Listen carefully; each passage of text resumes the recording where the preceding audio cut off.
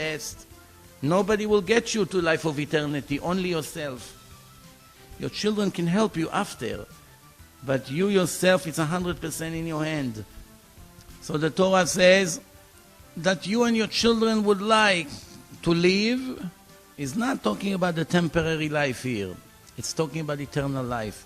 As a matter of fact, the prophet Ezekiel repeats this concept with words that, if you listen to that, it gives us real goosebumps, you know. The prophet says that God swore in his name, and this is his words, I swear on my name, God says, that I'm not interested to kill the dead. Rather, I'm interested that he will return from his bad ways, that he should live. First question, how can you kill the dead person? I'm not interested to kill the dead. Rather, I want him to return. How the dead can return? He's dead already. What are we speaking about a divine language here? It's not a reporter from the newspaper that made a mistake. It's God. What does he say? I'm not interested to punish the wicked people with all these punishments that I listed in the Torah. I would prefer that they will listen and follow and pass their test, that I should reward them, not punish them. However, since I made a system of justice, I cannot give the same end to the wicked people like the righteous people. It cannot be. Has to be justice. If the wicked people will get the same exact reward like the righteous people, after 7 years of efforts, comes the righteous people to God and would say to him, God, you tricked us. You lied to us. It's not what you promised, that you're the God of justice. How can it be we get the same end like them? So what did we bother for?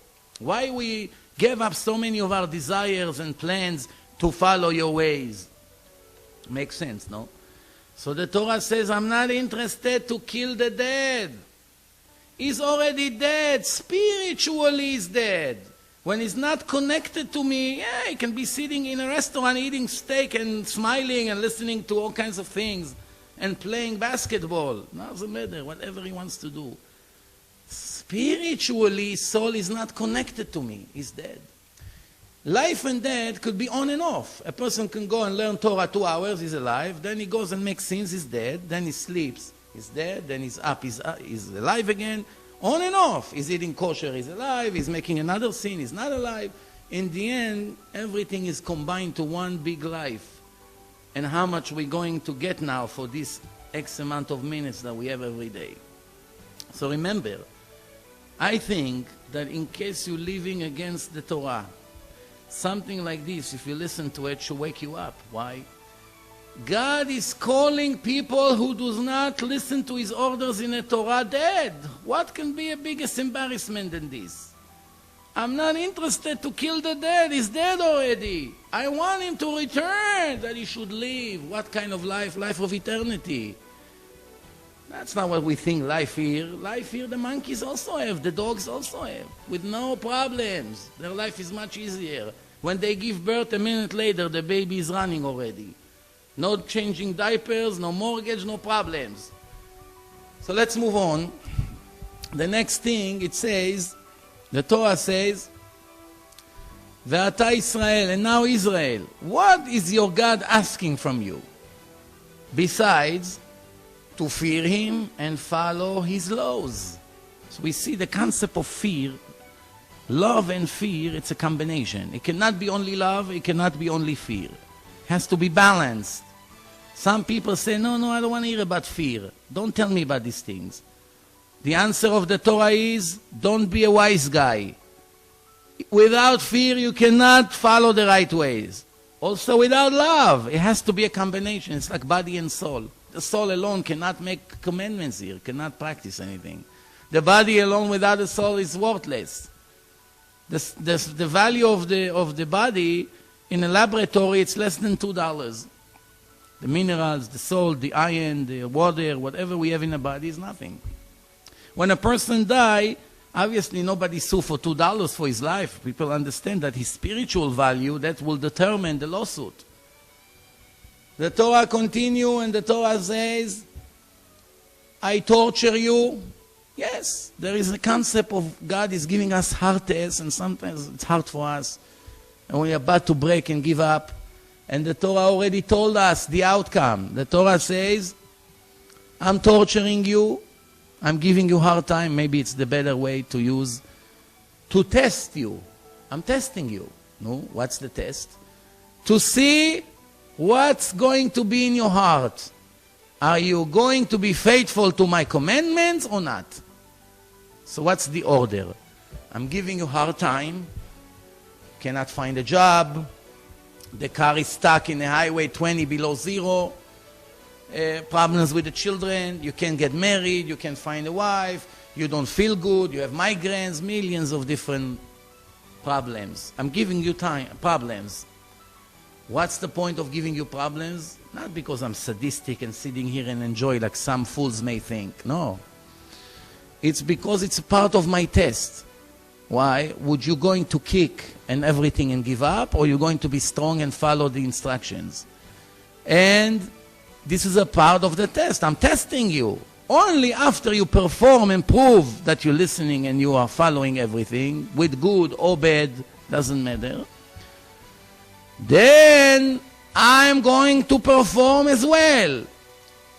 I am going to reward you in your end for you and your children after you forever. Forever. Forever means eternity. So in case you wonder if you're going to be rewarded after life, the Torah is not a newspaper.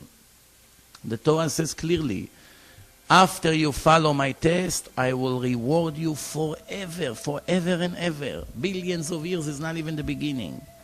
The Torah says if you take all the pleasure of all the righteous people, of all, not only the righteous people, all the people in the creation from the beginning to the end, everybody, billions of people, whatever you can think of, sport, women, money, hobbies, you know, anything you can think of, combined, food, good food, delicious, everything combined, of all the people together, will not be equal to 1 hour of the reward of one righteous person in the next life.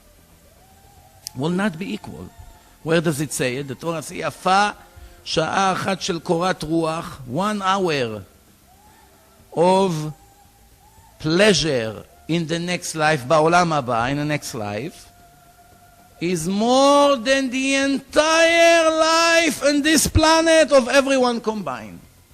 From this entire world. Can you believe this? And what is going to be the reward? It's hard to know. Why? We have no way to know. We have no tools to understand. The Torah uses a very interesting example. The Torah says righteous people sit in the next world and sucking, enjoying from the greatness of God. It's a spiritual pleasure that there's no way to describe. In this life, when we have here and there some little spiritual pleasure, we feel so great. People are searching for spirituality everywhere. That's peanuts compared to that pleasure. If you read, if you learn Torah, you would know what I'm talking about. And God says, forever and ever. For what? For eating kosher, for keeping the Sabbath, for putting tefillin 5 minutes a day, for praying at least once a day, talking to me when you have a problem, raising your children to be Jewish and follow my ways, and few other things to do. And that's it.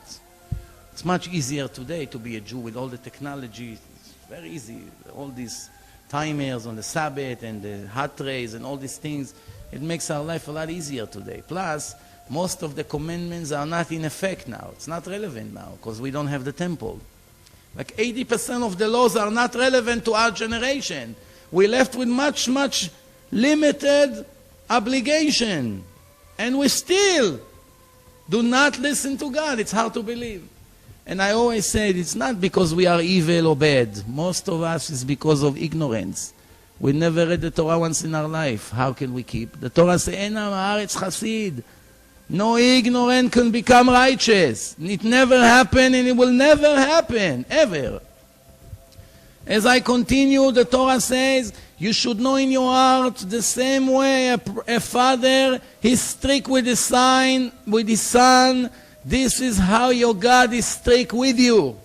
Out of love, not out of revenge or being sadistic, God forbid. Same way a father that loves his son,